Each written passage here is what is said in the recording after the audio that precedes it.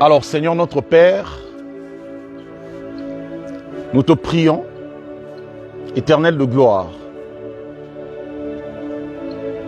que ce programme soit le tien. Nous avons tellement écouté les hommes, nous avons tellement écouté la religion, nous sommes fatigués de ces choses. Nous voulons t'entendre toi, Seigneur, roi de gloire. Viens, parle, viens et enseigne, viens et illumine les yeux de nos esprits. Nous te prions, Seigneur, nous ne voulons pas être des simples instruments, mais nous voulons nous-mêmes, ici en ce lieu, être des premiers bénéficiaires de ces choses, ainsi que nos frères et sœurs qui sont en ligne, qui nous suivent. Que ta bénédiction, Seigneur, nous couvre, nous remplisse. Prends le contrôle de toutes choses. Prends le contrôle des ondes, Seigneur. Prends le contrôle de la ligne, Seigneur. Et que ta parole soit proclamée avec force, vérité et puissance. Dans le nom puissant du Seigneur Yehoshua Hamashiach, notre roi, nous disons Amen. Amen, amen, amen, amen. Amen. Ok. Alors, est-ce qu'on est dans la joie d'être là cet après-midi? Voilà, gloire au Seigneur. Merci Seigneur. Notre joie est immense d'être là. Voilà, nous sommes vos frères, vos sœurs de Royaume Vision, qui n'est rien d'autre qu'un mouvement missionnaire, prophétique et apostolique, travaillant pour l'évangile et pour le réveil spirituel, tel que annoncé dans Matthieu chapitre 25, le verset 6, là où la parole dit qu'au milieu de la nuit, une voix cria, « Voici l'époux. Allez donc à sa rencontre. » Et donc, nous définissons ce réveil du temps de la fin et que nous osons appeler ce dernier réveil comme étant le réveil du retour à l'époux, du retour à l'homme qui est présenté par les deux voici, les deux messages prophétiques de la Bible, donc de la clôture de l'ancienne alliance et de la nouvelle alliance.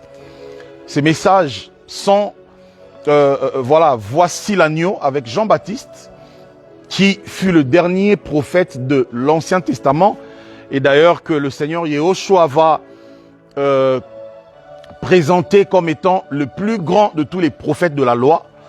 Et donc sa grandeur, ce n'était pas parce que il prophétisait sur les numéros de téléphone des gens, ou sur les couleurs des sous-vêtements des gens, ou encore sur leur compte en banque. C'était pas ça son message.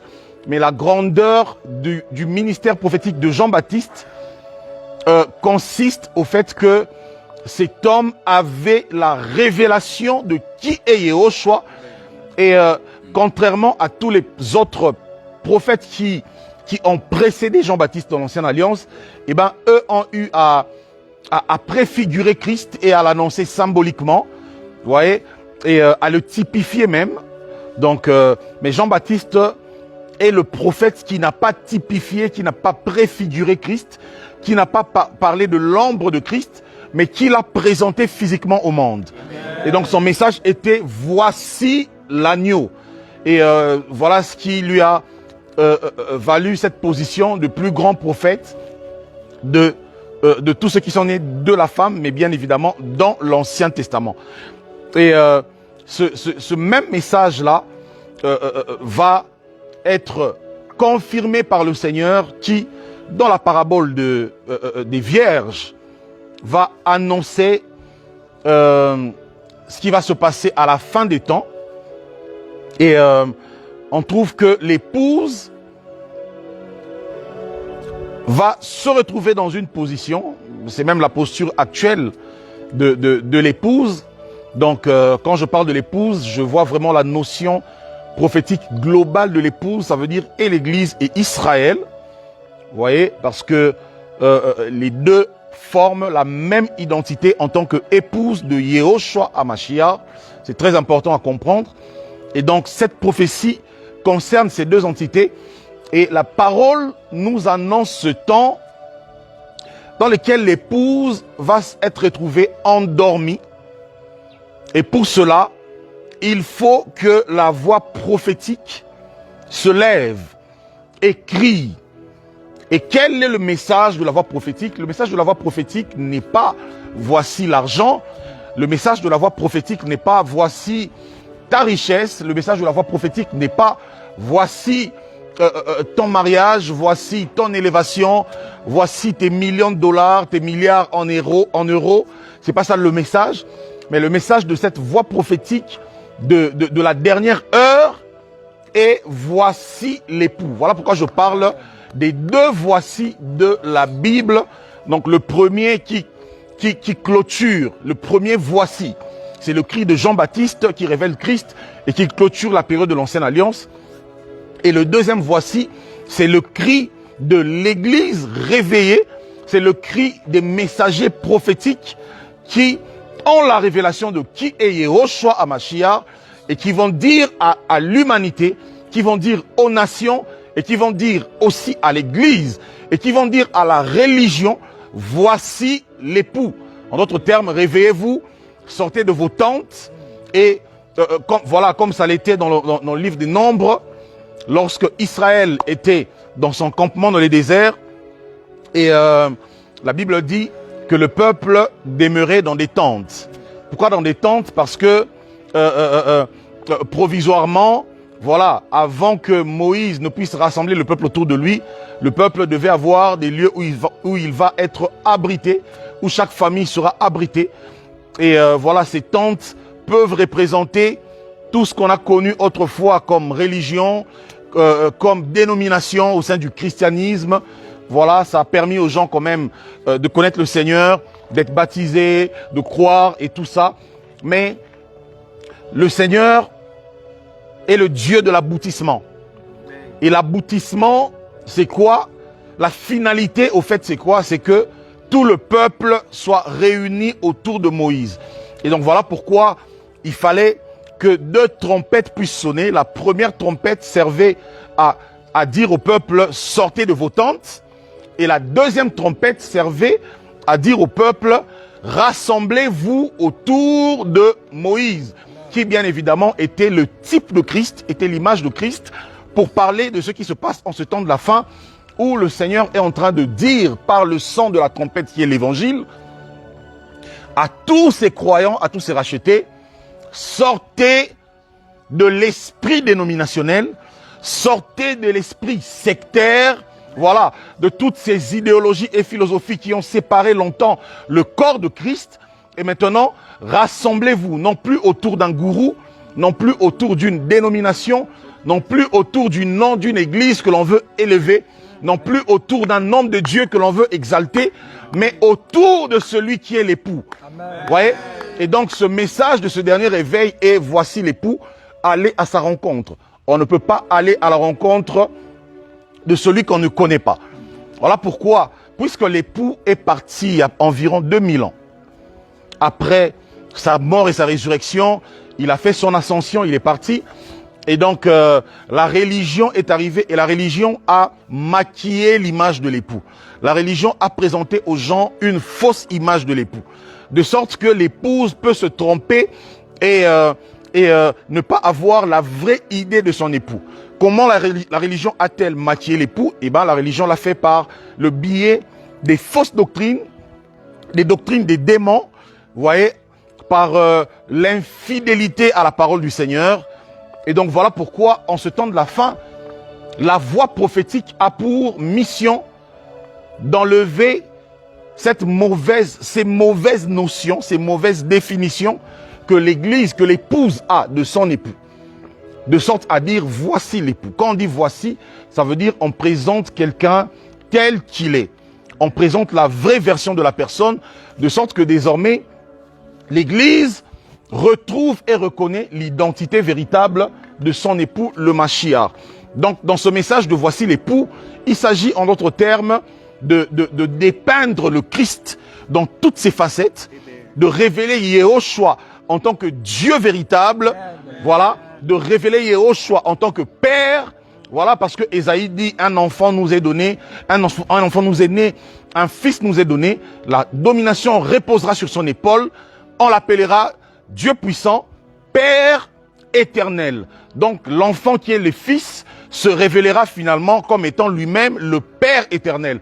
Voilà la folie que Paul appelle le mystère de la piété, que la religion n'arrive pas à saisir en cherchant, voilà, en essayant de diviser le corps ou encore l'unité du Père, l'unité de Dieu qui est un mais qui se manifeste par le Père, par le Fils et par l'Esprit. Et donc il faudra dépeindre et révéler Christ comme étant le premier-né de toute la création. Ça veut dire la première révélation lors de la création. Pourquoi? Parce que lors de la création, la première révélation, c'est que la lumière soit. Or, la lumière dont Moïse parle dans Genèse chapitre 1 n'est pas la lumière en tant qu'éclairage, n'est pas la lumière en tant qu'astre, parce que les astres n'ont été créés que le 4e jour dans Genèse 1,14. Mais il s'agit de la lumière dont Jean parle dans Jean chapitre 1, qui n'est rien d'autre que Yehoshua HaMashiach. Vous voyez? Donc, il s'agit encore une fois de dépeindre Christ comme le premier-né d'entre les morts. Pourquoi il est le premier-né d'entre les morts? C'est pas qu'il est le premier à être mort. Non. Mais il est le premier-né d'entre les morts. Ça veut dire, parmi ceux qui sont morts, il y a un premier qui est né. Amen. Vous voyez ça? Donc, ça fait allusion au fait, au premier de tous les ressuscités. Amen. Au premier de tous ceux qui ont eu et ceux qui auront à vaincre la mort. Vous voyez? Donc, le message de Voici l'époux, c'est simplement ce message qui consiste à révéler Yehoshua dans toutes ses facettes. Il y a tellement à dire par rapport à cet homme. Il y a tellement à dire par rapport à lui. Et voilà, on aurait pu parler de lui comme le soleil de justice. On aurait pu parler de lui comme le souverain sacrificateur véritable du sacerdoce royal, du sacerdoce selon l'ordre de Melchisédek, qui vient en correction et en accomplissement du sacerdoce lévitique. On aurait pu parler de lui comme étant l'ancien des jours, vous voyez, tel que dépeint dans Apocalypse chapitre 1er. Et voilà, donc c'est ça en gros, ce réveil auquel nous croyons et qui consiste en un évangile pleinement et totalement tourné sur ou encore vers la personne de Yehoshua HaMashiach, notre roi. Donc voilà, chers amis, nous voulons parler aujourd'hui autour de ce sujet important, éclaireur.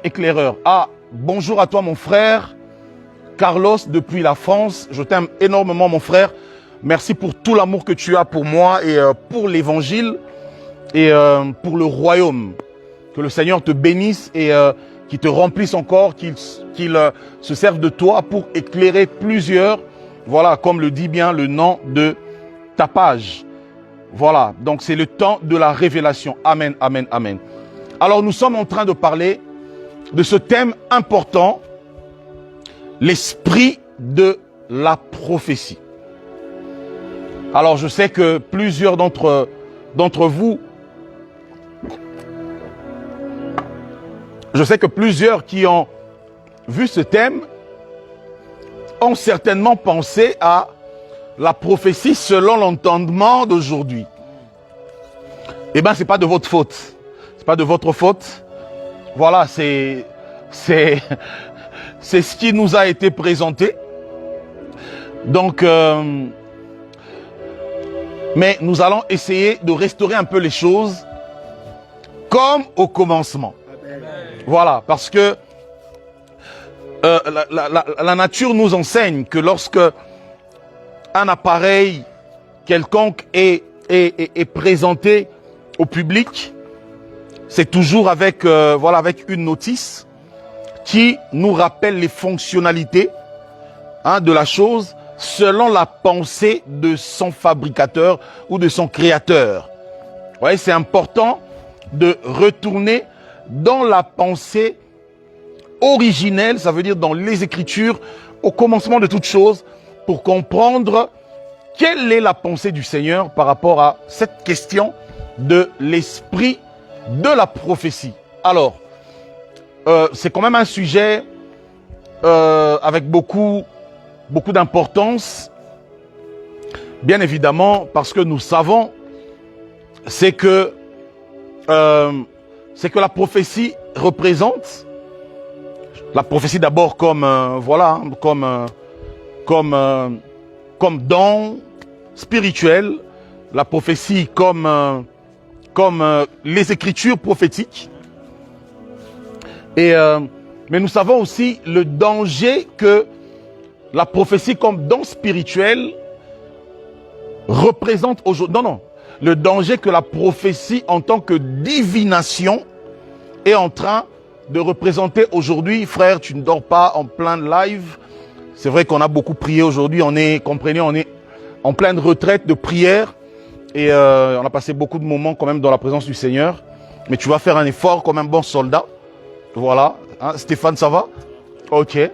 Donc, la prophétie, en tant que divination, est en train de faire beaucoup de mal à l'Église aujourd'hui.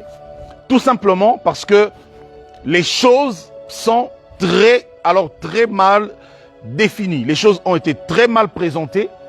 Et du coup, quand on parle de la prophétie aujourd'hui, les gens voient et comprennent et entendent directement un ensemble de révélations des choses qui concernent ma petite vie. Alors que il se pose un problème.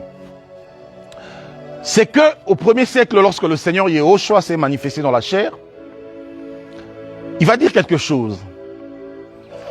Il dit aux Juifs, notamment aux docteurs de la loi, il dit, vous scrutez, vous sondez les Écritures, car vous croyez avoir en elles la vie.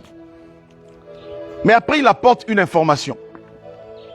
Il dit, ce sont elles qui rendent témoignage de moi.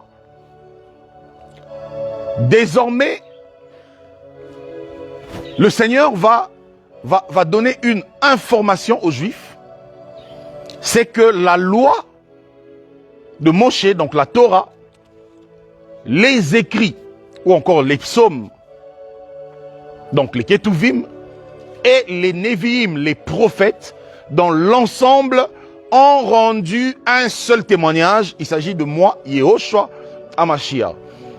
Donc, si vous ne me retrouvez pas dans la loi, les écrits et les prophètes, si vous ne tirez pas ma révélation dans la loi, les écrits et les prophètes, vous ne parviendrez pas à la vie, tout simplement. Parce que, effectivement, le Seigneur le dit, ces Juifs étudiaient les Écritures dans le but de trouver en elles la vie. Mais seulement, ils n'ont pas pu reconnaître que celui qui était en face d'eux, mais c'est lui la vie dont rendait témoignage les Écritures. Vous voyez? Nous allons prendre Apocalypse chapitre 19. Apocalypse 19. Voilà. On va lire ce texte. Apocalypse 19, 6. Apocalypse chapitre 19, le verset 6.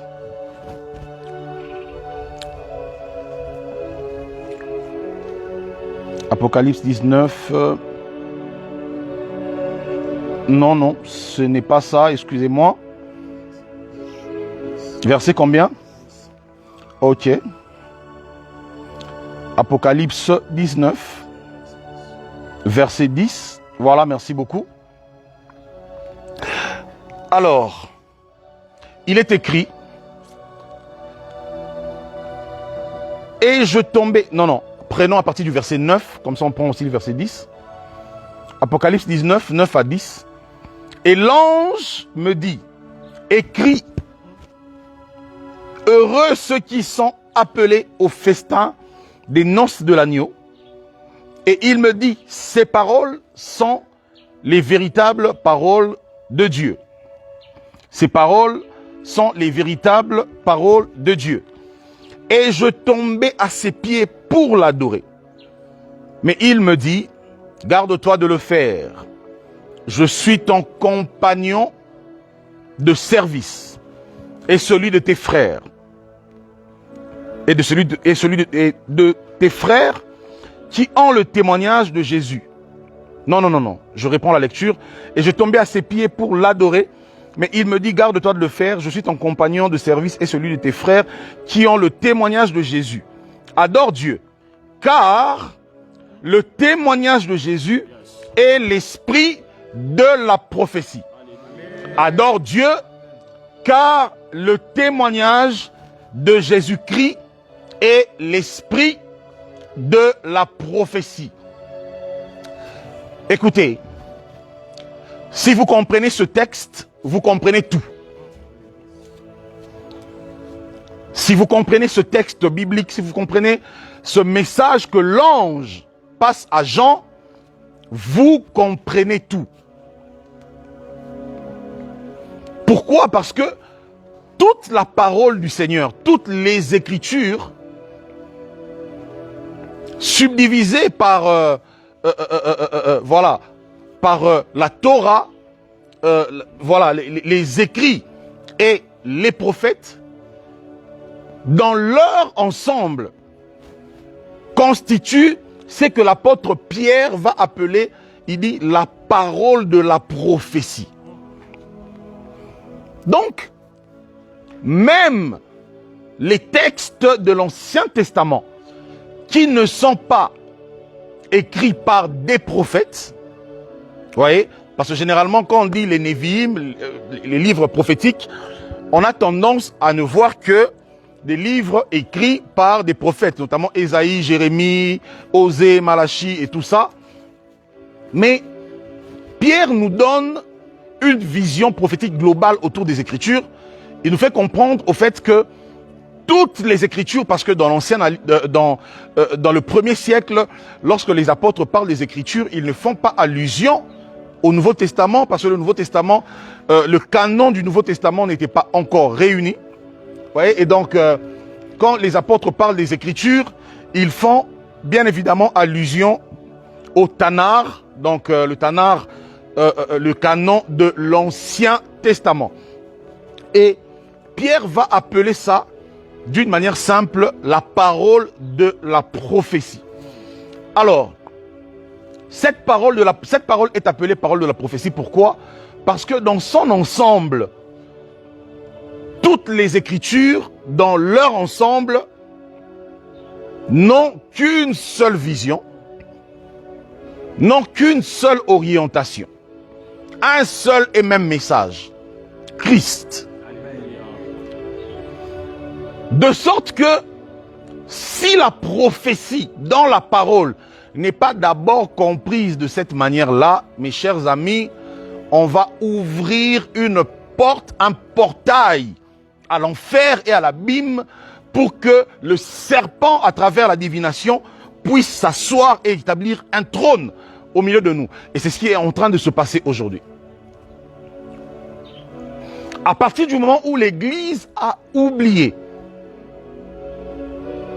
que l'esprit de la prophétie, en d'autres termes, je dirais la raison même du prophétique, le sens même du prophétique, puisqu'aujourd'hui le prophétique c'est le mot le plus manipulé par des abominables faux prophètes dans le monde.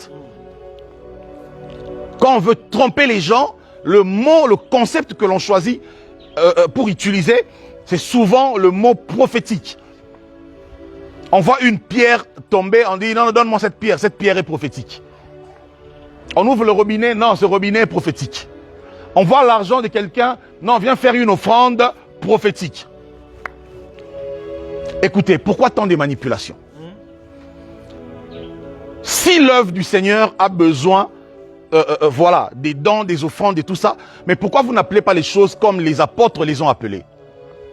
Paul nous a enseigné sur les libéralités, sur les dons, sur les aumônes. Vous voyez ça?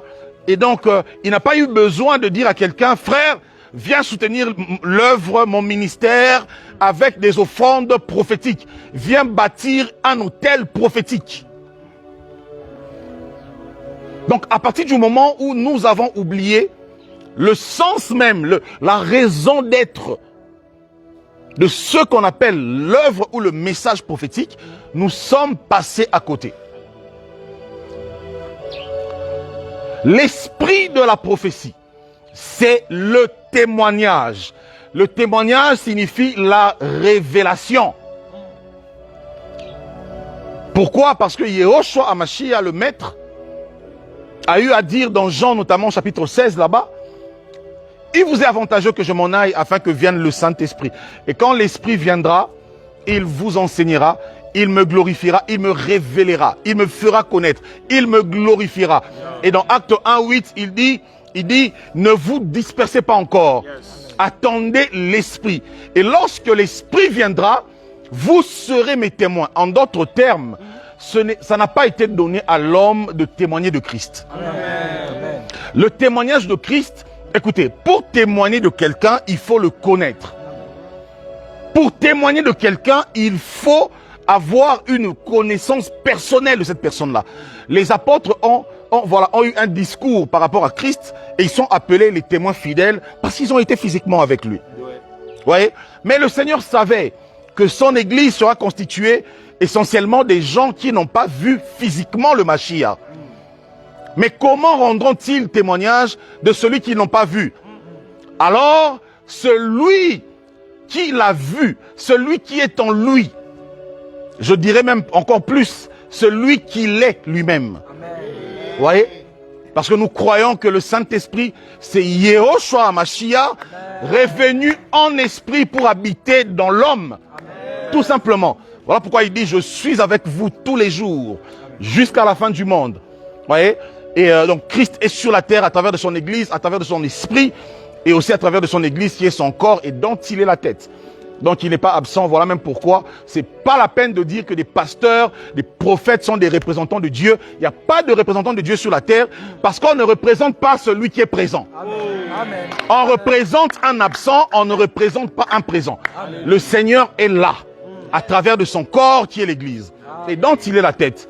Pourquoi? Parce que le corps marche selon le mouvement de la tête. C'est la tête qui dicte le corps, c'est la tête qui donne au corps l'orientation à prendre, quelle est la distance, quelle est la direction qu'il faut suivre, et le corps ne fait que suivre l'orientation de la tête. Amen. Ouais, cela. Et donc le Seigneur dit, vous recevrez le Saint-Esprit et vous serez mes témoins. Pourquoi il faut recevoir le Saint-Esprit pour être ses témoins? Parce que c'est au Saint-Esprit de rendre témoignage de lui. Amen. Donc le Saint-Esprit, c'est le premier témoin et c'est le témoin majeur de Christ. Et donc c'est lui dans l'homme ou dans des hommes qui rend témoignage de Yehoshua HaMashiach.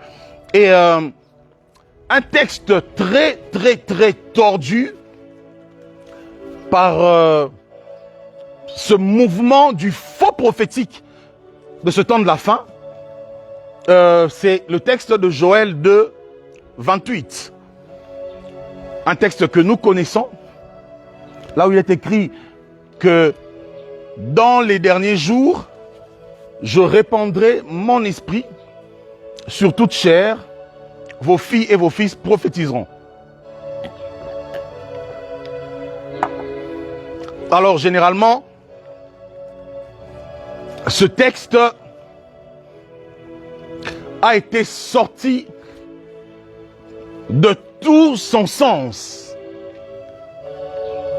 Je répandrai mon esprit sur toute chair, vos filles et vos fils prophétiseront. Alors, il y a quelque chose que nous devons comprendre. Nous sommes dans Actes des Apôtres, chapitre 2. Nous sommes dans les Actes des Apôtres, chapitre 2, le verset 14 à 17. Donc on est en train, ici l'apôtre Pierre est en train de donner l'interprétation de Joël chapitre 2, 28. Parce que l'écriture s'interprète par elle-même. Vous voyez, l'écriture s'interprète par elle-même. On vous embrouille simplement parce que vous ne voulez pas des écritures. Vous voulez d'une chrétienté sans les écritures. Alors que tous les trésors du royaume, le Seigneur les a renfermés dans un message qui se trouve dans les Écritures. C'est ça le problème aujourd'hui. Vous voulez qu'il y ait des gens, des gourous qui lisent pour vous la Bible. Et l'on vous trompe. Nous sommes dans Joël chapitre 2, le verset 14 à 17. Et le contexte, dans Acte 2, 14 à 17, qui est l'interprétation de Joël 2, 28. Donc le contexte, c'est que nous sommes au jour de la Pentecôte. Dans ce texte-là, il s'agit du jour de la Pentecôte. Voilà la période qui venait juste après la Pâque juive, qui avait une certaine durée à Jérusalem et qui est une fête de pèlerinage selon la tradition juive et selon la Torah. Et donc quand on parle de fête de pèlerinage, c'est essentiellement des fêtes qui nécessitaient que les enfants d'Israël ainsi que les prosélytes, donc les prosélytes sont des juifs, plutôt des étrangers, des non-juifs, mais qui avaient cru au judaïsme, et qui s'étaient convertis au judaïsme, et donc qui désormais devraient observer la Torah de Moïse comme tous les autres juifs. Alors, à l'occasion des fêtes de pèlerinage, ces juifs-là étaient censés séjourner à Jérusalem, ces juifs et ces prosélytes. Et donc, c'est comme ça que dans Acte 2, on commence par nous informer qu'à ces jours-là, à Jérusalem, y séjournaient des juifs et des prosélytes, notamment de l'Égypte, de la Libye, des pays de l'Orient, de l'Éthiopie, de beaucoup de nations. Et voilà. Et maintenant, il va se passer quelque chose. C'est que le Seigneur a voulu que ce soit à cette occasion-là, lorsque tous ceux qui observent la Torah de Moshe vont se retrouver à Jérusalem, le Seigneur a voulu que ce soit à cette occasion que l'effusion du Saint-Esprit va se faire. Pourquoi? Afin que le premier témoignage de Christ soit rendu à Jérusalem au devant de tous ces juifs et prosélytes. Et donc, qu'est-ce qui va se passer? Nous sommes dans Acte 2, le verset 14. Plutôt, je prends même le verset 12. La Bible dit, « Ils étaient tous dans l'étonnement et ne sachant que penser, ils se disaient les uns les autres, « Que veut dire ceci ?» Mais d'autres se moquaient et disaient, « Ils sont pleins de vin doux. » Alors Pierre, se présentant avec les 11, éleva, avec les 11 apôtres bien sûr, éleva la voix et leur parla en ces termes. Hommes juifs, et vous tous qui séjournez à Jérusalem, sachez ceci et prêtez l'oreille à mes paroles. Ces gens ne sont pas ivres comme vous le supposez, car c'est la 3e heure du jour. Mais c'est ici ce qui a été dit par le prophète Joël. S'il faut reformuler cette phrase du verset 15, ça veut dire, mais c'est ici l'accomplissement de la prophétie annoncée par le prophète Joël. Laquelle prophétie? Dans les derniers jours, dit Dieu, je répandrai de mon esprit sur toute chair, vos fils et vos filles prophétiseront, vos jeunes gens auront des visions et vos vieillards auront des songes. Donc, Pierre va expliquer une chose, c'est que après que les chrétiens aient parlé en langue, en diverses langues humaines bien sûr, pour la première fois. Pourquoi? Parce qu'il y avait des gens de plusieurs peuples, de plusieurs nations qui séjournaient à Jérusalem. Et donc pour leur parler, le Seigneur va utiliser des langues de leur nation d'origine. Et en ces langues-là, les apôtres vont accomplir le mandat prophétique annoncé dans Actes 1:8, selon lequel vous recevrez le Saint-Esprit et vous serez mes témoins. Donc, lorsque le Saint-Esprit s'est répandu sur des premiers croyants ce jour-là, ils ont commencé par rendre leur tout premier témoignage de Christ. De sorte que les gens ont cru qu'ils étaient ivres. Mais ils n'étaient pas ivres, pourquoi? Parce qu'ils proclamaient les merveilles de Dieu. Or, que signifient les merveilles de Dieu si ce n'est son salut? Que signifient les merveilles de Dieu si ce n'est, voilà, l'œuvre accomplie par Yehoshua HaMashiach?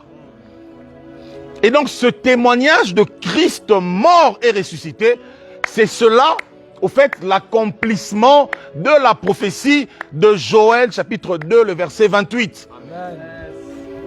Mais voilà que ce texte-là a souvent été traduit de manière assez... avec beaucoup de manipulation pour, d'une part, ceux qui ont voulu voilà, avoir des débats de ministère de la femme ou pas de ministère de la femme. Voilà, ceux qui sont pour, ils disent, voilà, la Bible dit que je répandrai mon esprit sur toute chair, vos filles et vos fils prophétiseront. Ce n'est pas un texte qui parle de vos filles et vos fils seront des prophètes. Non. Ce n'est pas un texte non plus qui parle de vos filles et vos fils auront le don de prophétie. Non. Amen. Ce texte-là de Joël 2 ne parle ni du ministère prophétique, ni du don de prophétie.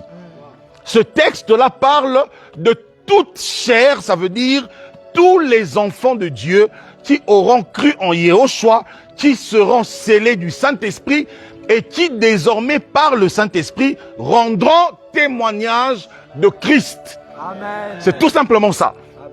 Ouais. Et donc déjà, avant même que Jean dans Apocalypse 19 nous dise que l'esprit de la prophétie, c'est le témoignage de Yehoshua, déjà si on comprend ce texte-là de Joël 2:28, ainsi que le texte des Actes des Apôtres, le chapitre 2, là où Pierre explique cette prophétie-là, on comprend au fait que le prophétique, selon les Écritures, n'est rien d'autre que la révélation d'un homme. Amen. C'est ça le prophétique. Amen. C'est ça le prophétique.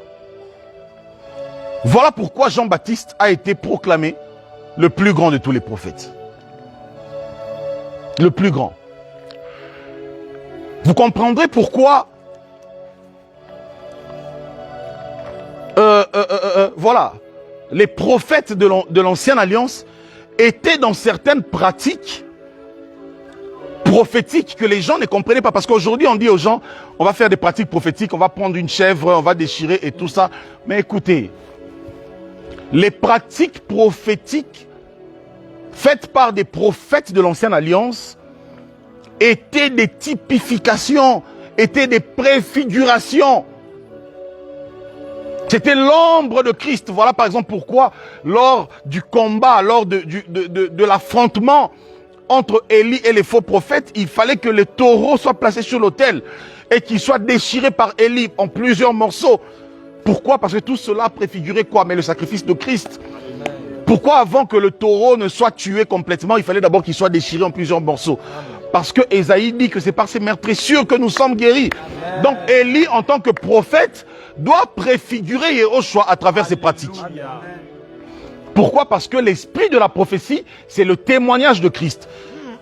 Donc, lorsque Christ monte à la croix avec des meurtrissures sur son corps, il est en train d'accomplir la pratique que Élie avait eu à faire.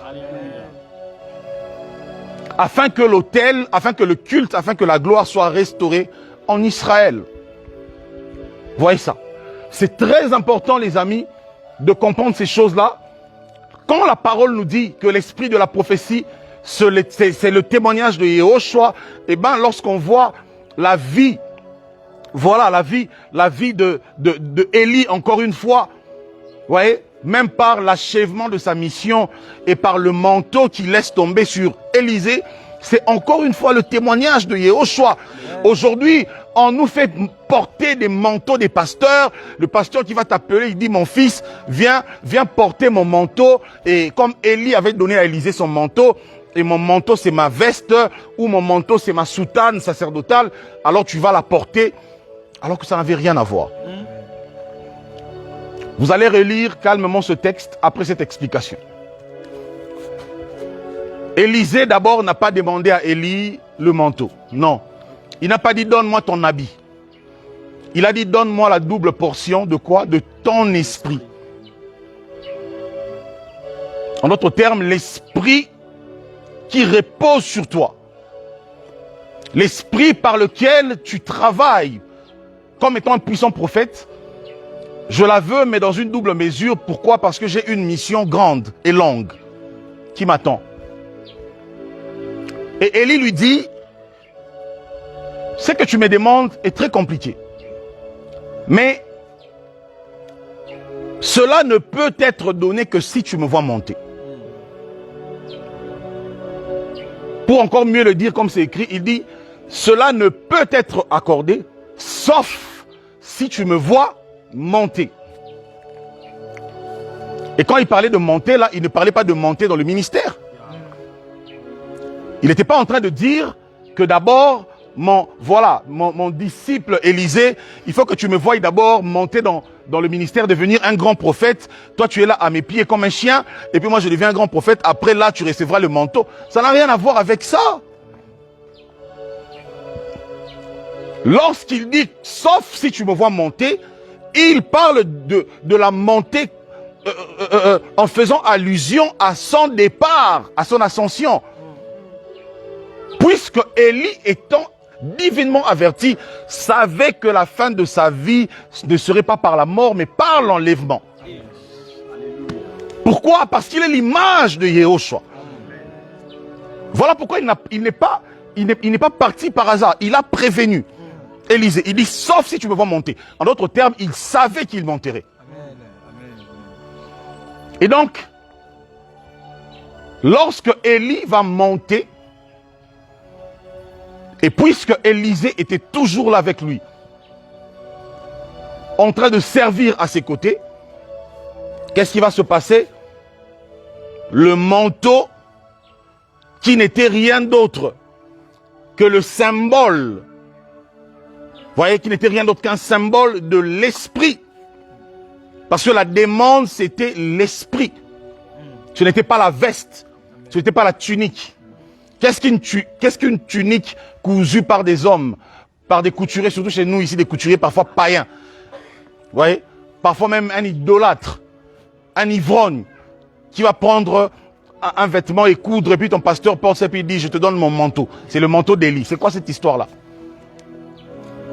Élisée a demandé la double portion de l'esprit qui agissait en Élie.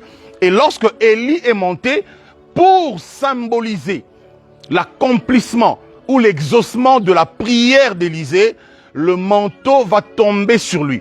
Et d'ailleurs, pour servir de preuve, Élisée va prendre ce manteau. La Bible ne dit pas qu'il l'a porté sur lui. Non. Il est allé, il a frappé avec. Le Jourdain s'est séparé.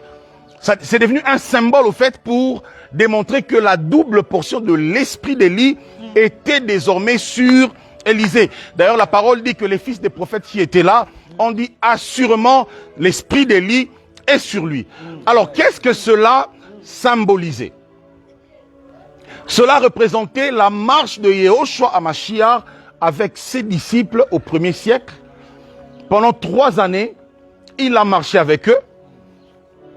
Et dans Matthieu 7, là-bas, Matthieu 7, un texte aussi très tordu, où on nous dit, voilà, demandez, on vous donnera, cherchez, vous trouverez, et tout ça. Si tu cherches la Mercedes, tu trouveras la Mercedes. Si tu cherches le mariage, l'avion, tu trouveras l'avion. Si tu cherches le voyage, tu trouveras le voyage. C'est pas de ça qu'on parle. Le Seigneur a bien dit par la suite, il dit vos pères, méchants qu'ils sont, s'ils vous donnent, ils ne vous donnent pas le serpent. Voilà, ils vous donnent pas la pierre quand vous demandez du pain. Comment votre Père qui est dans les cieux ne vous donnera-t-il pas le Saint-Esprit? Vous voyez? Donc ce texte-là parlait de la demande du Saint-Esprit. Pourquoi? Parce que la Pentecôte n'avait pas encore eu lieu. Ils étaient disciples de Yehoshua, mais ils n'étaient pas encore remplis du Saint-Esprit. Et pour cela, le Seigneur va leur dire, écoutez, ne vous dispersez pas encore, mais par contre, demandez, priez, priez. Oui, marchez avec moi, mais soupirez après la venue de l'Esprit. Exactement comme Élisée, qui marchait avec Élie, mais qui soupirait après la double portion. Amen. Vous voyez ça? Et ensuite, comme Élie, pour confirmer qu'il est le véritable Élie, le Seigneur Yehoshua va dire à ses apôtres, il dit, il vous est avantageux que je m'en aille. Car si je ne m'en vais pas, l'Esprit ne viendra pas vers vous. En d'autres termes, c'est exactement comme Élie qui disait à Élisée, si je ne monte pas, tu ne recevras pas la double portion. Ce que tu me demandes est impossible, sauf si tu me vois monter. Donc, ce n'est que mon départ qui rendra possible la descente de la double portion. Amen. Vous voyez ça? Et voilà comment le Seigneur Yehoshua HaMashiach va réunir ses apôtres au mont, je pense au mont des Oliviers, et là-bas, il va faire son ascension, et c'est après son ascension, donc je crois 40 ou 50 jours après, pendant que les disciples étaient réunis dans la chambre haute, que l'événement le plus attendu après la croix va arriver. Amen.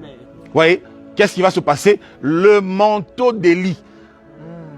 Ça veut dire l'Esprit de Christ va tomber sur ses disciples. Alléluia. Pourquoi? Parce que Élisée était disciple d'Élie. Tout comme Pierre, Jacques, Paul étaient disciples du Mashiach. Et donc, ils ne pouvaient pas continuer la mission tant qu'ils n'ont pas le revêtement de l'Esprit. Mais le problème, c'est que Élisée a demandé ce manteau, cet esprit-là, en une double mesure, en une double portion. Alors, la double portion ne veut pas dire que je te dépasse en onction, ou que Élisée était en train de dire à Élie, voilà mon père, donne-moi à être plus loin que toi. Non. La double portion ou la double mesure fait allusion simplement à ce qu'on peut considérer comme étant la longévité de la mission. Vous voyez? La longévité de la mission. Parce que le Seigneur Yehoshua a dit à ses disciples, pour confirmer cette loi de la double portion, il dit,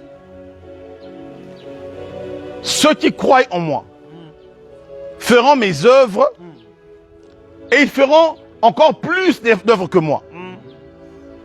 Ils en feront des plus grandes. Quand il parle de plus grandes, il ne parle pas en termes de qualité, non. Parce qu'en termes de qualité, on ne peut pas faire plus que Yehoshua HaMashiach. Il est celui qui blâme le vent et le vent se tait. Il est celui qui parle à la mer et les eaux se taisent. Les eaux ainsi que les esprits qui les régissent se taisent. Il est celui, le seul d'ailleurs à pouvoir marcher sur les eaux au point que Pierre le voit et dit non, celui-ci est un fantôme. Et il dit à Pierre, pour te prouver que je ne suis pas un fantôme, viens avec moi. Et Pierre a marché avec lui sur les eaux. Donc en termes de qualité, personne ne peut faire comme lui. Personne ne peut faire plus de miracles que lui, parce que personne ne peut descendre dans le séjour des morts et aller ravir les clés de la mort et du séjour des morts à Hadès. Personne. Vous voyez? Il parlait plutôt en termes de quantité ou en termes de longévité. Pourquoi? Parce que lui n'avait qu'une mission de 3 ans sur la terre. Après la croix, il est parti. Mais les apôtres et nous tous, ses autres disciples, nous avons une mission d'une très longue durée. Parce que, voilà, l'un de mes pères, Heidi Niabala, mais il a eu combien d'années dans le ministère? Il est mort presque vieux. Vous voyez? Donc, il a commencé le ministère dans les années 60 et il est mort dans les années 97. Voilà. Donc, vous pouvez compter, vous voyez que c'est de loin beaucoup plus d'années que le ministère de Christ. C'est par rapport à ça qu'il nous faut la double portion. Vous voyez? Et c'est pour ça que le Seigneur, sachant qu'on était appelé à faire plus que lui en quantité, et donc le Seigneur va, comme Élie, nous déverser sur nous, au fait, la double portion de son esprit. Donc, voilà pourquoi Apocalypse de Jean nous dit que l'esprit de la prophétie, c'est le témoignage de Yehoshua HaMashiach. Tout l'Ancien Testament, tous les livres des prophètes, tous les livres de la Torah de Moïse, tous les livres de la sagesse juive ne deviennent qu'une seule chose, la prophétie de Yehoshua HaMashiach. C'est dans ce sens que des hommes comme Noé, quand vous les lisez, vous ne voyez plus Noé, vous ne voyez plus un humain, mais vous voyez le message de celui que Noé typifiait ou symbolisait. Pourquoi? Parce que Noé n'est rien d'autre que l'image de Yehoshua HaMashiach qui va bâtir une arche. Mais avant de bâtir l'arche, il va d'abord, écoutez, Pierre appelle Noé le prédicateur de la justice. Ça veut dire que Noé ne s'est pas limité qu'à bâtir une arche, mais il a d'abord rendu le témoignage du message de la justice. Alléluia. Or, Yehoshua disait, cherchez premièrement le royaume et quoi? Et la justice de Dieu. Amen. Or, selon Romains chapitre 5, la justice de Dieu, c'est qui? C'est lui-même Yehoshua. Alléluia. Donc, Noé avait pour message, cherchez premièrement le royaume et la justice de Dieu. Pourquoi? Parce que Noé était dans un temps exactement comme le nôtre. Totalement corrompu, dans un monde totalement immoral. Et qu'est-ce qui va se passer? Noé ne va pas se limiter à prêcher la justice et ensuite mourir. Non. Noé doit bâtir une arche. Et le message de Noé est clair. Venez dans l'arche car le déluge arrive. Dans le message de Noé, on voit la piste de sortie avant le jugement. Pourquoi? Parce que la croix doit précéder le jugement. Amen.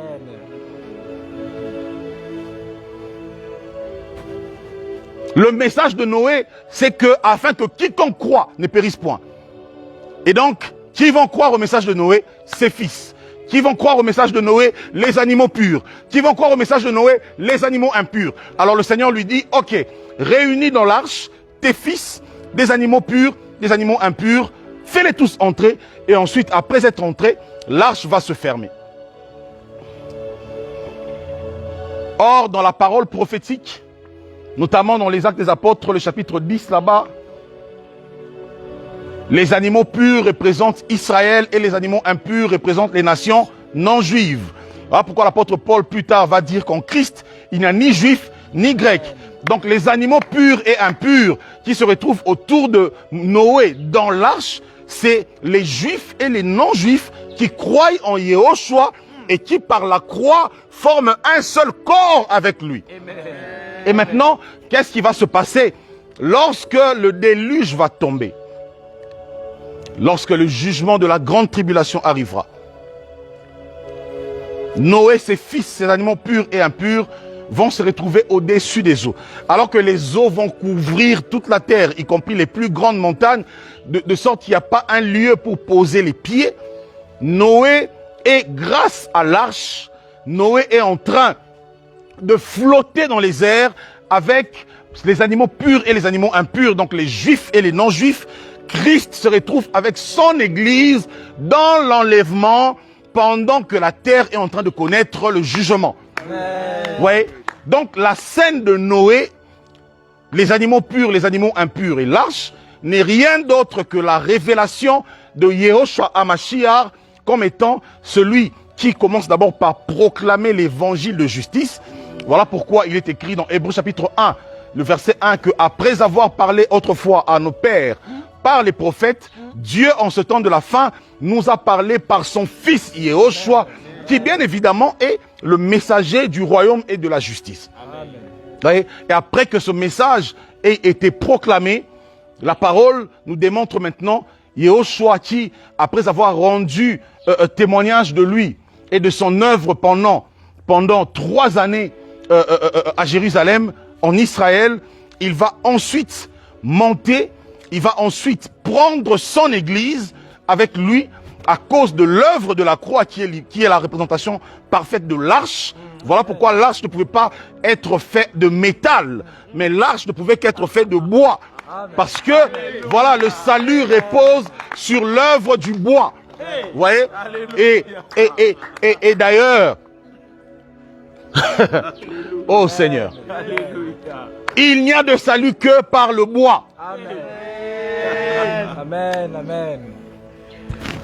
Et raison pour laquelle, maintenant, après avoir accompli la première phase de sa fonction en tant que Noé véritable, je parle de Yehoshua Mashiach, nous attendons le son de la trompette avant que le jugement ne soit exercé sur l'humanité.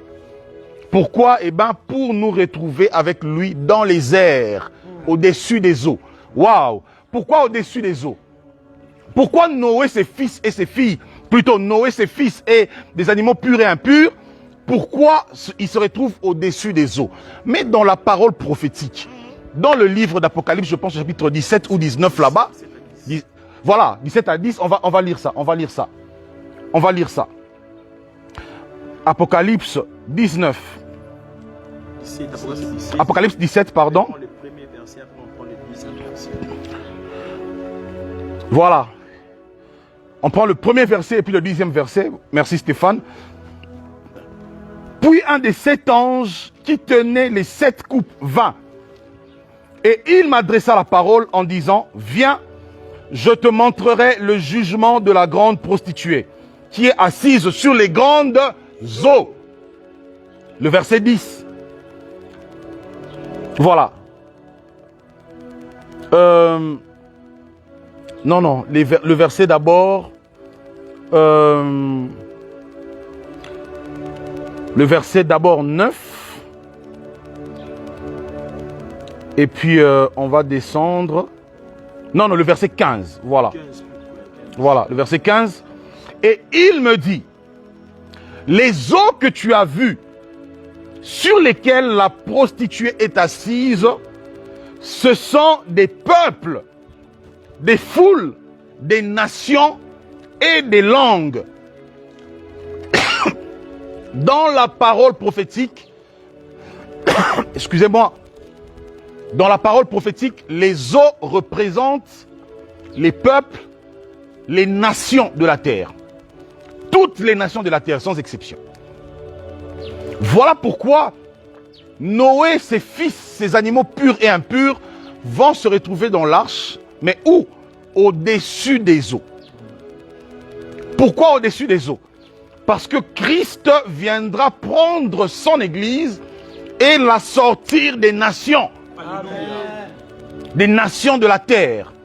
Pourquoi? Parce que l'apôtre Pierre dit que nous sommes une nation sainte, un peuple acquis. Et donc notre cité n'est pas celle-ci. Voilà pourquoi au moment où le jugement va s'approcher, Christ qui est notre véritable Noé viendra pour nous prendre, pour nous enlever de ce lieu où nous nous trouvons, pour nous enlever de ces nations où nous nous trouvons et pour nous emmener au-dessus des nations. Amen. Dans les airs. Donc l'esprit de la prophétie, c'est le témoignage de Yehoshua HaMashiach. On pourra comme ça dire autant et autant de choses, parce qu'il y a tellement de choses à dire que le temps nous manquera. Il est le véritable Joseph. Il est le véritable Joseph. Donc la vie de Joseph n'était rien d'autre qu'une prophétie. Au lieu de chercher tous les jours à prêcher aux gens des promesses, des rêves et tout ça, c'est toi le Joseph de ta famille. C'est toi tous les jours le même discours.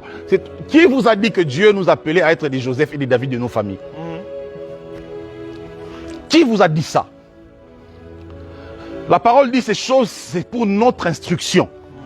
Ça veut dire quand on lit David, quand on lit Esther, quand on lit Joseph, quand on lit Ruth, c'est pour être instruit. C'est pas pour chercher à devenir des Joseph.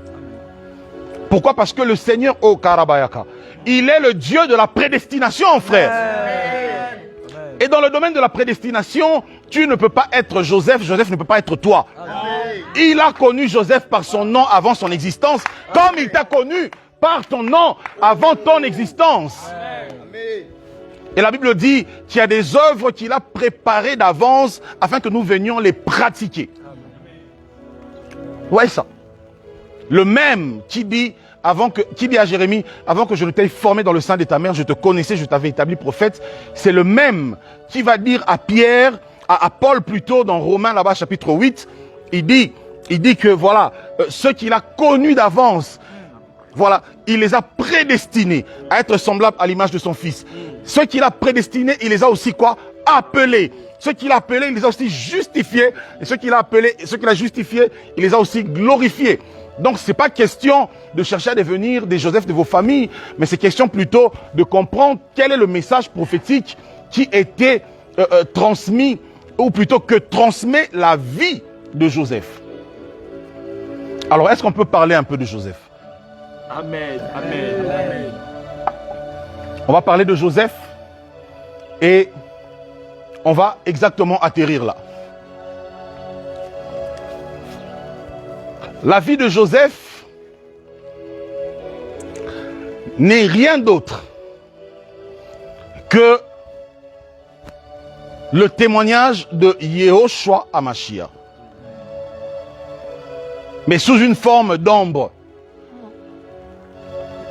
C'est pour ça que Paul dit que tout ce qui s'est passé dans l'Ancien Testament était l'ombre des choses à venir. Pourquoi? Parce que quand, voilà, quand il y a, par exemple, un soleil brillant, qu'est-ce qui se passe? C'est que avant que l'homme n'arrive physiquement quelque part, son ombre peut le précéder. C'est même le cas aussi avec le reflet de la lune. Le reflet de la lumière. C'est que avant que l'homme n'arrive physiquement, avant que le corps n'arrive, la personne peut être précédée par son ombre. Et c'est comme ça que les prophètes de l'Ancien Testament étaient une ombre qui précédait le Mashiach. Et notamment Joseph. Voilà pourquoi Joseph ne pouvait pas naître ailleurs. Il fallait qu'il naisse dans la maison de Jacob, parmi les 12 tribus, pour attester d'abord que Joseph est Israël. Et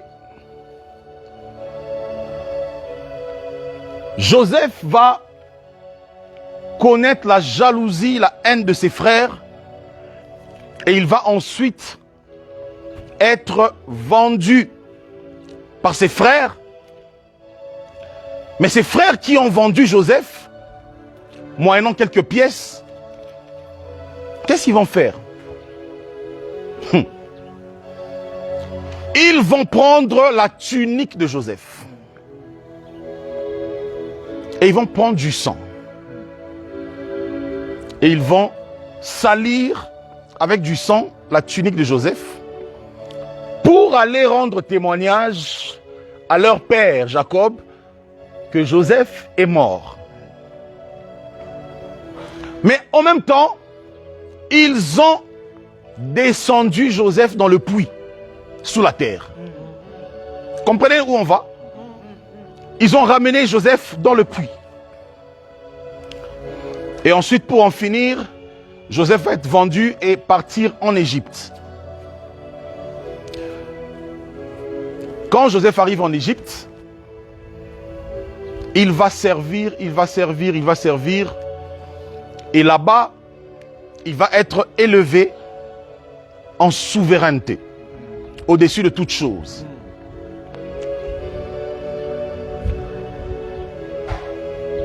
Plus tard, la famine va arriver sur la terre. Le temps de famine va arriver.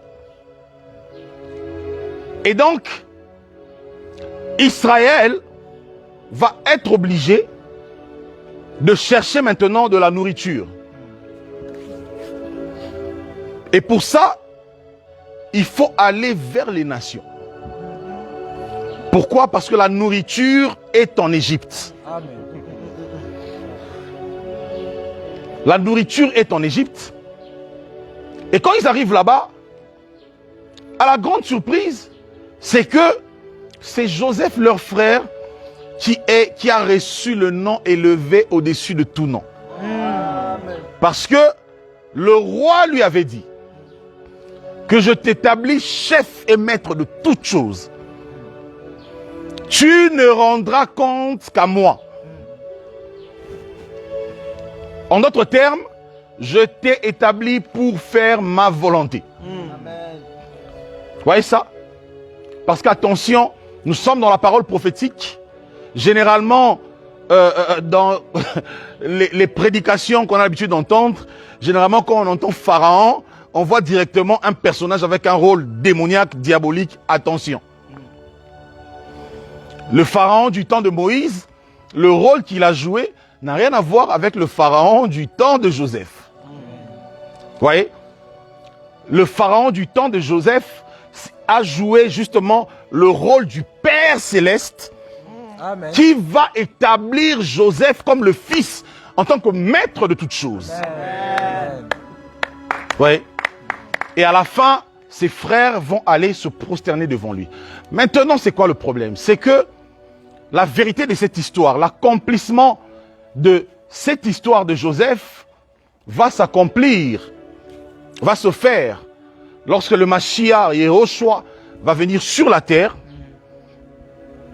Et ses frères dans la chair, les 12 tribus, ne vont rien chercher d'autre que le témoignage de sa mort. Il faut que nous prenions la tunique. Oh, est-ce que vous voyez pourquoi sa tunique avait été déchirée? Est-ce que vous voyez pourquoi sa tunique a été remplie de sang, ensuite déchirée? Parce qu'il fallait avoir des éléments pour démontrer à la face du monde que Joseph est mort. Que votre Yehoshua, qui prétend être le véritable Joseph, est mort. Et ensuite, il faut le descendre dans le puits. Il faut qu'il descende sous la terre. Or, dans tout cela, ce qu'ils ignorent, c'est que le diable ignore, c'est que l'œuvre du salut est en train d'être accomplie. Alléluia. Amen. Donc le premier but, c'est quand on va déchirer sa tunique, on va le dénuder, on va lui déchirer les corps. Ok, chaque blessure de son corps représentait une meurtrissure. Chaque déchirure représentait une meurtrissure de plus. Des meurtrissures par lesquelles les nations sont guéries. Et ensuite, il va à la croix. Et quand il va à la croix, Karabasa Karabagaya, quand il va à la croix, là, il va dépouiller toutes les autorités, comme le dit Éphésiens. Amen. Les démons, les puissances des ténèbres, les forces du monde, la sorcellerie, les condamnations ancestrales. Il va les rassembler. Il va tous les rassembler. Il les dépouille de leur autorité. Pourquoi? Parce que Genèse chapitre 3 nous dit que le fils de la postérité de la femme devrait écraser la tête du serpent. Amen. Et donc c'est ce jour-là, à la croix, qu'il a commencé l'œuvre de l'écrasement. Mais le problème, c'est que la tête du serpent n'a pas que les yeux, n'a pas que les oreilles, mais la tête a 2 cornes. Parce que je ne parle pas ici du serpent. Je parle ici dans le langage prophétique. Les cornes dans la tête d'un animal représentent sa puissance, sa royauté. Amen. Et le diable, qui est le serpent ancien, avait 2 cornes sur lui. La première corne, c'était la mort. La deuxième corne, c'était le séjour des morts. Amen. Et donc, ils ont pris Yehoshua, le véritable Joseph. Ils ont dit, ok, maintenant qu'il est mort, il faut le descendre sous le puits. Pour qu'il disparaisse pour toujours. Mais pendant qu'on va le descendre dans le puits, pendant qu'on va le descendre sous la terre, mais c'est là qu'il va justement aller arracher les cornes. Amen. C'est là qu'il va aller se présenter devant Hadès, l'ange de la mort, le démon de la mort. Il lui dit, donne-moi les clés. Après, il voit la mort. Il dit, donne-moi aussi les clés. Et dans Apocalypse 1, 18, il dit à Jean, voici, j'étais mort et maintenant je suis vivant et je tiens les clés de la mort et du séjour des morts. Alléluia. Pour dire que désormais mes rachetés m'appartiennent et ne pourront plus mourir de n'importe quelle manière. Amen. Désormais leur sort, leur destination finale est entre mes mains. Amen. Vous voyez? Donc, l'erreur du diable, c'était de vouloir faire de Yehoshua le second Joseph, pensant pouvant en finir avec lui dans le puits, alors que c'est dans le puits justement qu'il y a les clés à ravir. Amen. Mais à la fin, qu'est-ce qui va se passer? C'est que Joseph, qui est Yehoshua, va se retrouver maintenant non plus chez ses frères, mais il va se retrouver dans les nations. Est-ce que vous comprenez ça? Voilà pourquoi, avant sa mort, il a dit aux apôtres, ne vous dispersez pas. Restez dans Jérusalem. Évangélisez Jérusalem. Mais après sa mort et sa résurrection, il leur dit, maintenant donc, tout pouvoir m'a été donné. J'aime Matthieu 28, 17, 18, 19 à 20, parce que avant de donner le mandat d'aller, il commence par dire que tout pouvoir m'a été donné. Pourquoi? Parce que là, il s'agit de Joseph qui est élevé au-dessus de toutes choses dans la maison du Pharaon, frère. Amen. Amen. Tout pouvoir m'a été donné dans les cieux et sur la terre. Je n'ai du compte à rendre à personne. Je ne suis là que pour faire la volonté du Père.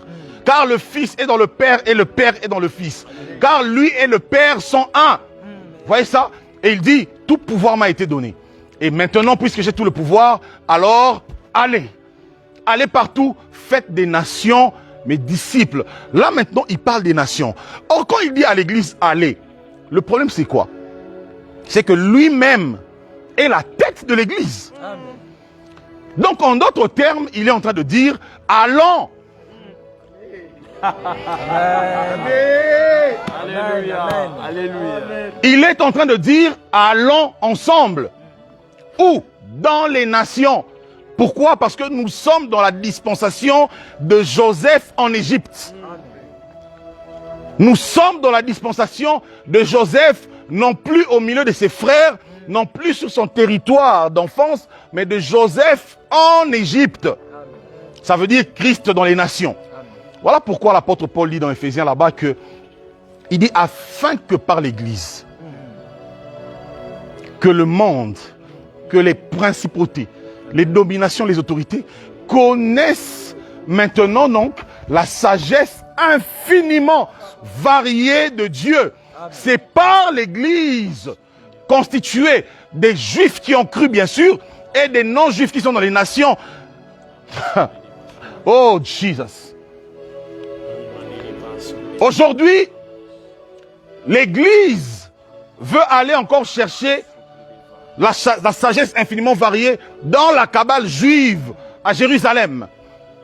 Aujourd'hui, l'église qui a la nourriture. Aujourd'hui, l'église qui est, voilà, le lieu d'établissement de Joseph. Veut malheureusement aller encore en Canaan pour aller chercher de la nourriture. Pour aller chercher de la nourriture. On veut aller chercher de la nourriture en Israël. On veut chercher de la connaissance en Israël. On veut aller chercher l'onction en Israël. On veut aller chercher la puissance en Israël à travers voilà l'usage de l'huile, l'usage de l'eau du Jourdain, l'usage du sable du Jourdain. Toutes ces choses-là, mais elles servent à quoi? Joseph est en Égypte, frère. Amen. Yehoshua est dans son église qui est constituée des nations. Qui est constitué des nations. La vie de tous les patriarches de l'ancienne alliance. Oh Seigneur. Voilà pourquoi le Père dans la foi, le Père de la foi, Abraham,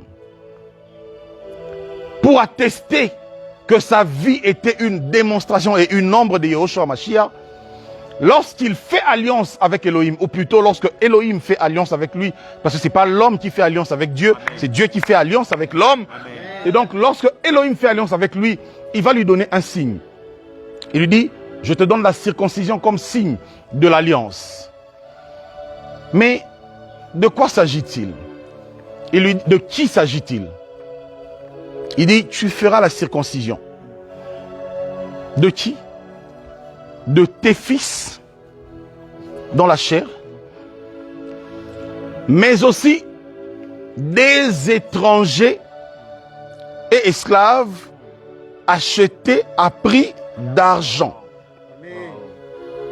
De sorte que, et tes fils dans la chair, Abraham, et les étrangers qui étaient esclaves, qui n'ont pas ton sang, mais désormais par la circoncision, vous formez désormais un seul corps, ça veut dire héritier de la même promesse. Et voilà donc pourquoi, par la croix de Yehoshua, nous devenons tous fils d'Abraham. Voilà pourquoi l'apôtre Paul dit que la circoncision de la chair n'est rien. Et il dit qui est le vrai juif, ça veut dire qui est le vrai fils d'Abraham. Ce n'est plus celui qui l'est selon la circoncision de la chair, mais c'est celui qui est circoncis du cœur. Or, la circoncision du cœur, c'est Yehoshua en nous. La circoncision du cœur, c'est Yehoshua mort et ressuscité, vers qui nous plaçons notre regard, vers qui nous tournons notre regard, nous plaçons notre foi. Donc, toute la vie de tous les patriarches de l'ancienne alliance n'était rien d'autre que le message de Yehoshua HaMashiach. Et c'est pour ça que Jean va dire dans Apocalypse 19 que l'esprit de la prophétie, c'est le témoignage de Yehoshua. Alors écoutez-moi, chers amis, arrêtez de vous faire manipuler par des faux prophètes. Il y a aujourd'hui une œuvre soi-disant prophétique, mais qui en réalité est une œuvre excessivement diabolique, qui se passe dans les églises. Soyons avertis. Soyons avertis, chers chrétiens. Aujourd'hui, au nom du prophétique, on va oindre d'huile des parties intimes des gens. Au nom du prophétique, on enseigne des choses contraires à la sainte doctrine. Au nom du prophétique, on enseigne des choses contraires à l'évangile de Christ. Et pire encore, au nom du prophétique, on enseigne des choses qui ne révèlent pas Yehoshua HaMashiach. Alors de quel prophétique nous parlons? De quel prophétique nous parlons? Parce que même s'il faut parler du don de prophétie, pour l'exercer, il faut avoir le Saint-Esprit. Or, le Saint-Esprit est le don de Yehoshua à l'Église. Il dit, quand je m'en irai, je vous l'enverrai. Donc, même pour parler ou exercer des dons que nous recevons de la part du Saint-Esprit, il s'agira encore là de tout ramener sur la révélation de celui qui en est la source. Quel évangile sommes-nous en train de consommer aujourd'hui? Est-ce Christ qui nous est présenté? Est-ce Christ qui est révélé? Est-ce qu'il s'agit de Yehoshua HaMashiach qui a été prêché, enseigné et révélé par les apôtres? Attention, nous sommes au temps où les faux Christ se lèvent.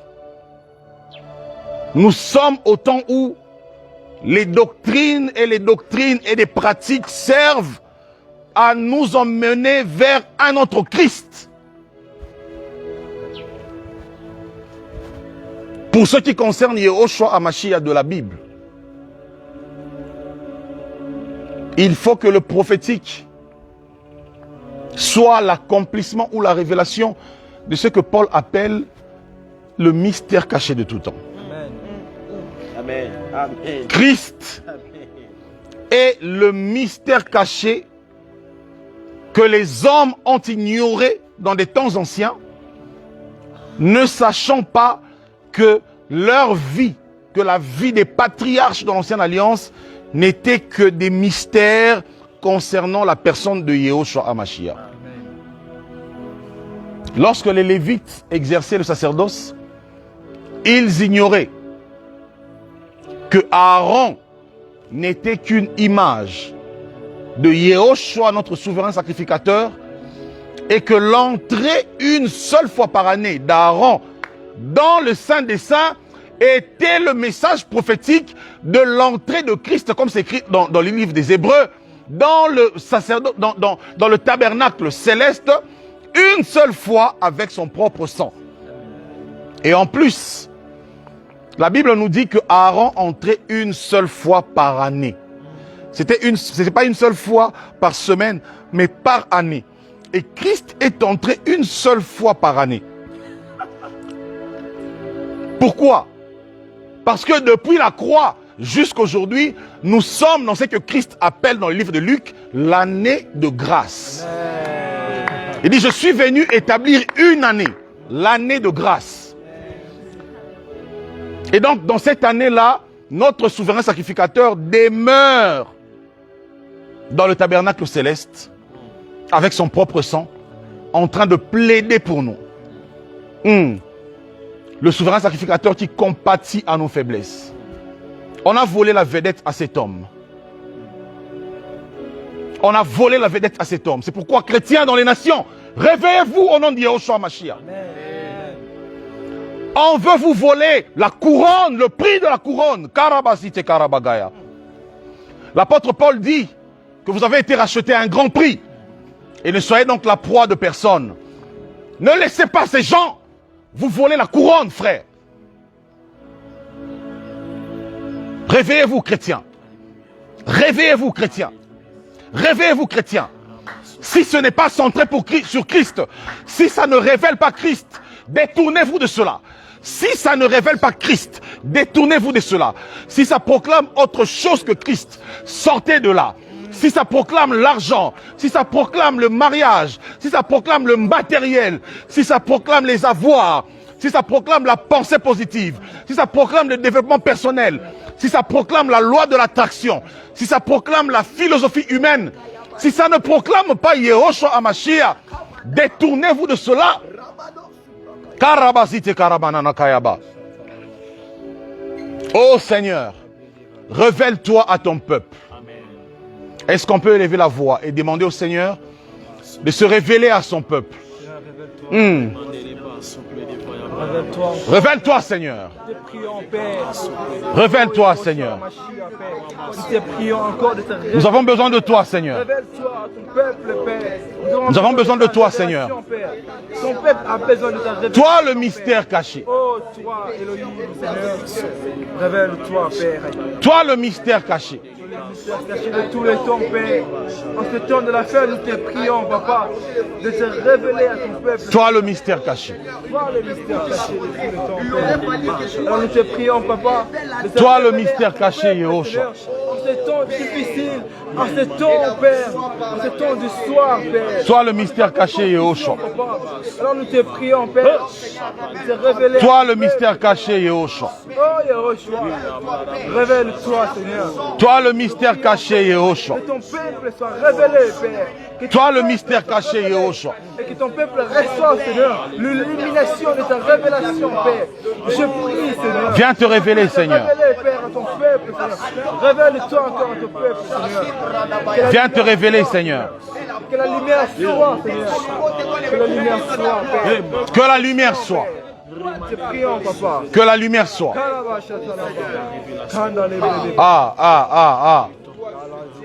Alors que l'œuvre de la création était inaugurée, Elohim, le Créateur, n'a pas déclaré, n'a pas d'abord déclaré que les arbres soient. Il n'a pas d'abord déclaré que les étoiles soient. Il n'a pas déclaré que les chevaux soient. Toute la création matérielle est venue après. Son premier cri, c'était que la lumière soit. Pourquoi? Parce que la révélation de Yehoshua est la première et même la seule chose qui intéresse le Père. Amen. Dans Genèse 1, quand le Père déclare que la lumière soit, il ne s'agit de rien d'autre que du fait que le Père soit en train d'introduire le Fils dans le temps de sa révélation. Amen. Que la lumière soit.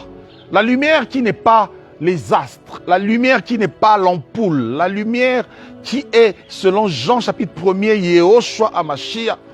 Ce discours que la lumière soit signifie que Christ soit désormais révélé. Que puisque la création va commencer sur la terre, et que désormais sur la terre, Christ soit le centre de toutes choses. C'est ça le sens de ce cri, que la lumière soit. Je te prie, Seigneur, viens nous faire comprendre ces choses. Viens nous faire comprendre ces choses, Père.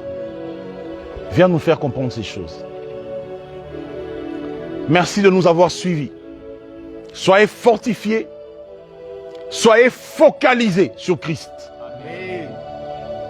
Faites de lui votre passion. Faites de lui le centre de tout ce que vous êtes, de tout ce que vous faites. Si ce n'était pas à cause de lui, on n'aurait fait aucun live. Car on n'a pas besoin de se livrer en spectacle. On n'a pas besoin de ça. On n'a pas besoin de ça. Nous ne sommes pas venus vous présenter des vêtements. Nous ne sommes pas venus vous présenter un temple somptueux. Nous ne sommes pas venus vous présenter des choses impressionnantes autour d'un ministère ou d'un homme. Nous sommes venus vous parler de celui qui est tout à la fois. De celui qui est le pain, de celui qui est l'eau, de celui qui est la vie, de celui qui est la résurrection, de celui qui est l'esprit, de celui qui est notre salut, de celui qui est notre justice. Celui qui est notre justice. Il est notre rédemption. Il est notre régénération. Il est devenu notre revêtement. Alors qu'Adam avait été dénudé dans le jardin, après avoir péché, parce que le problème, oh alléluia, le problème, c'est que Adam, qui était nu avant la chute, n'était pas nu. Parce que la nudité est d'abord une notion spirituelle avant qu'elle ne soit physique. Voilà pourquoi Adam et Ève, tout en étant nus dans le jardin, ne se trouvaient pas nus et n'étaient pas dans la honte de la nudité, parce que Yehoshua HaMashiach était leur revêtement. Amen. La présence de Yehoshua HaMashiach dans le jardin était leur revêtement. L'image de Dieu qui est Yehoshua HaMashiach était leur revêtement. Voilà pourquoi le Père disait, créons l'homme à notre image et selon notre ressemblance. Mais lorsque le péché va entrer, l'homme va perdre cette nature, il va perdre l'image de Christ et désormais il va se découvrir nu.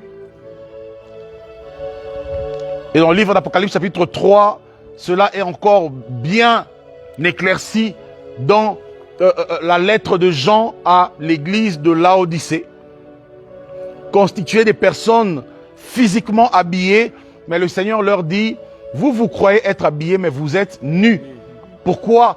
Parce que Christ se tient à la porte. Il dit à l'église de Laodicée, voici, je me tiens à la porte et je frappe pour entrer. Donc la nudité, c'est lorsque l'homme se sépare de Christ. La nudité, c'est lorsque l'homme n'est pas couvert de Yehoshua. Voilà pourquoi l'apôtre Paul disait, revêtez-vous donc de Christ. Il est devenu notre revêtement dans la nouvelle alliance. Nous ne sommes plus dans le sacerdoce des robes sacerdotales. Nous ne sommes plus dans le sacerdoce, voilà, des soutanes sacerdotales avec des croix à gauche et à droite. Nous ne sommes plus dans ce sacerdoce-là. Pourquoi? Parce que Yehoshua HaMashiach est devenu notre revêtement. Il est notre habit de gloire que nous avions perdu en Adam et il est en même temps notre vêtement sacerdotal qui était représenté par, voilà, cette tunique que les sacrificateurs mettaient dans le sacerdoce lévitique, qui en réalité était un symbole, une image de la justice, de la piété, alors qu'en réalité, Yehoshua HaMashiach, dans la Nouvelle Alliance, va se révéler comme étant notre justice. C'est ça l'évangile, les amis. C'est ça l'évangile. C'est ça l'évangile. Nous ne disons pas que c'est ça l'évangile parce que ça vient de nous. Non. Nous ne le disons pas comme un argument d'autorité. Non. Nous disons que c'est ça l'évangile parce que ce sont des choses approuvées par toutes les Écritures.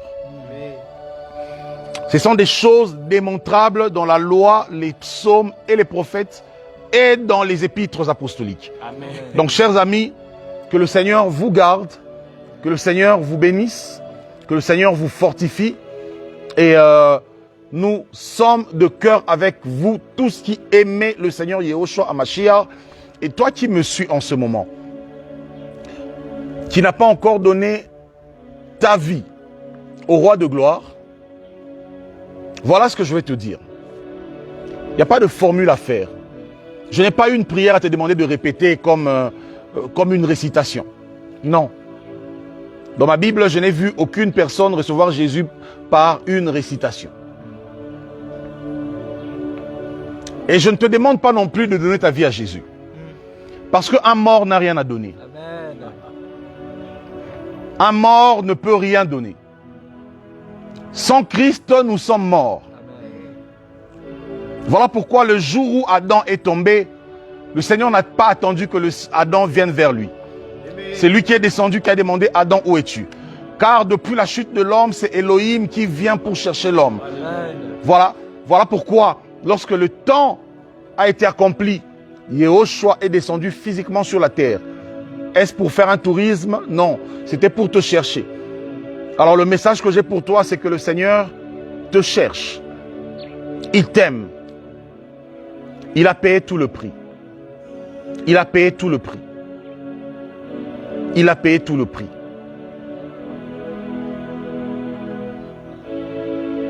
Ouvre-lui juste ton cœur et donne-lui ce piste d'atterrissage.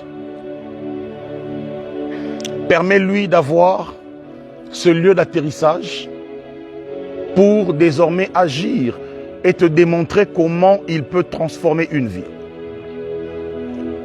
Non, le Seigneur ne te demande pas d'abandonner tes péchés. Il te demande de croire en lui, afin que lui te détache de chacun de tes péchés. Le Seigneur ne te demande pas d'aller le chercher dans la souffrance. Le Seigneur te dit qu'il a souffert pour toi. Crois seulement et reçois par la foi. Reçois par la foi.